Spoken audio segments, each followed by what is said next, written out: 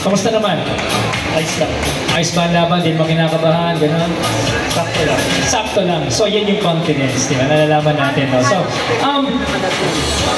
kung i-analyze mo yung sarili, no? Kung titignan mo yung sarili, tatanungin mo, ano ang meron kang factor para i-consider ka namin or lahat ng magandang people ito, lahat ng mga supporters mo or rather ng mga judges natin na maging Manila's finest top champion.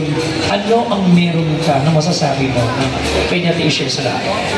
Confidence lang, tapos tiwala lang sa sarili. Confidence at tiwala sa sarili.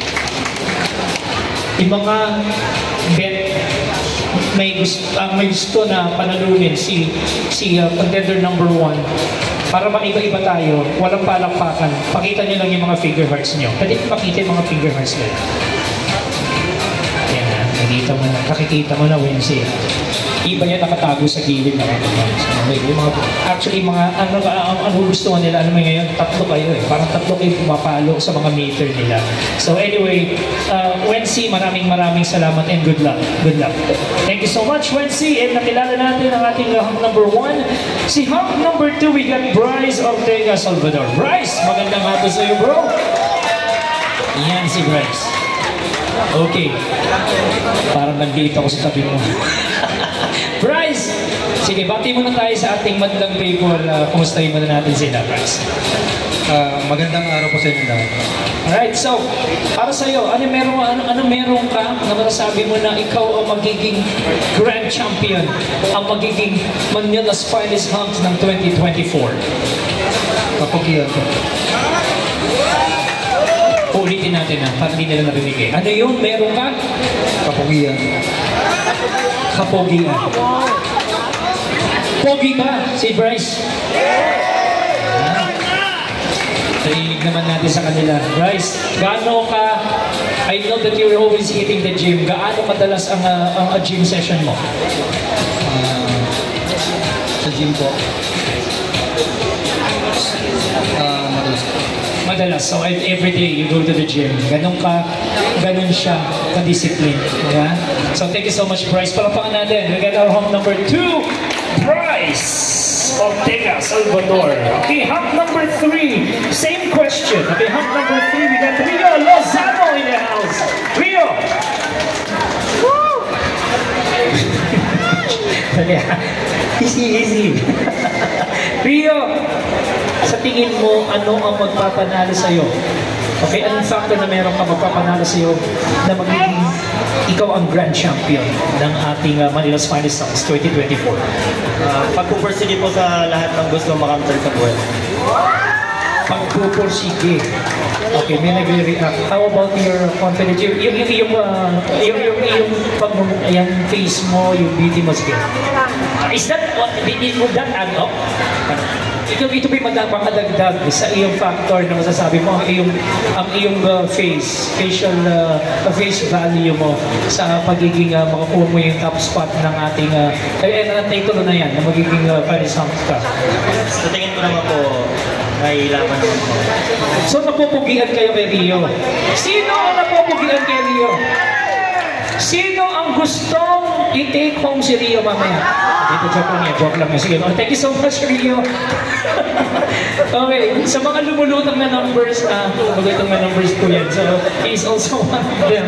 Okay, let's proceed to hunk number 4, si Jonas Jimenez. Jonas, okay, kitang-kita sa dating ni Jonas na is also a disciplined hunk. So, gaano kadalas ang iyong gym session? Masasabi natin, gaano kadalas yan? 4 times sa day. 4 times. 4 times a day. So, gano'n kasipag. Yan. So, gano'n kasipag. Oh, busy talaga. So, anyway, okay, para sa'yo naman, ano ang magtutulong sa'yo? Anong factor meron ka para ikaw ang magiging kokoronahan na magiging Manila's finest hunts ng 2024? Siguro, tiyaga sa sarili. Makakating tayo sa pupunta. Tiyaga, at sipag na rin. Samahan mo ng ganun. Because lahat pa ng nagsisipag at nagtsatsaga ay nakakamtang ang katagumpay. So, ladies and gentlemen, pwede palakpakan natin one more time, Mr. Jonas Jimenez, hub number 4. Thank you so much, Jonas. And tuloy naman po tayo sa ating hub number 5. Okay, let's meet Mr. Miguel Dare. Miguel! Kamusta ka naman? Good afternoon. Ayos na. Kamusta yan? So, walang kaba, walang halong, wala naman. Wala. So, confident, of course. Miguel is very, very confident. Okay, so ikaw naman, gano'ng madalas ang iyong pag-gym? Everything. Everyday din. So, kita-kita naman sa kanilang mga discipline, ano? Sabi dito sa iyong profile that you love basketball and swimming. So, most of the time, kung papipiliin ka, basketball or swimming, ano yung pinaka-favorite mo? Basketball po. Basketball. Basketball. So, para sa'yo naman, ano ang meron ka para ikaw ang koronahan na magiging Manila's Finest Hunk 2024? Ako yung taong hindi marunong sumuko. Kasi kahit hindi pinapaalad, madalas, dito pa rin ako lumalaban. Iyon. Narinig niyo mula kay Miguel, siya ay taong hindi marunong sumuko. Diba? Dapat na-apply sa lahat yan. No? So, thank you so much, Miguel, and good luck. Okay, moving further sa ating hunk number 6. Palakpakan po natin, Mr. Joshua Antonio. Joshua! Parang ang dami mong fans, ha? Ang pansin ko, mga reaction nila, di ba? So, anyway, ayan na, pag-wiri na. Si Joshua po ay hunk number 6. Okay? Kanina talagang lumulutang na rin sa aking mga interviews, number 6, sabi ko. Okay, ngayon, makikilala natin ang gusto. Joshua, para sa iyo naman, ano ba masabi mo na katangian na meron ka para koronahan ka na maging Manila's Finest Hunk 2024? Ako yung taong natututo sa bawat pagkakamali. Na itinatama ko to sa susunod para wala nang masaktan, wala nang magkamali, lalo na walang madisappoint. Very well said, Joshua. Napakaganda ng iyong sinabi dyan. So, tinatama ang pagkakamali. Okay.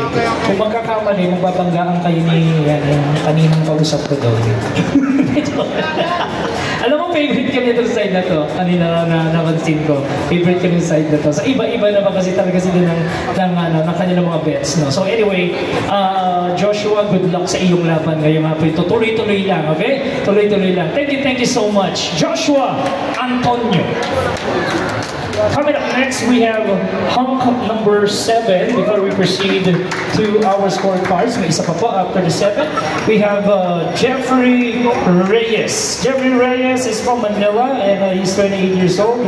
Running and gym. Gano'ng kadalas ka mag-gym, Jeff? Araw-araw.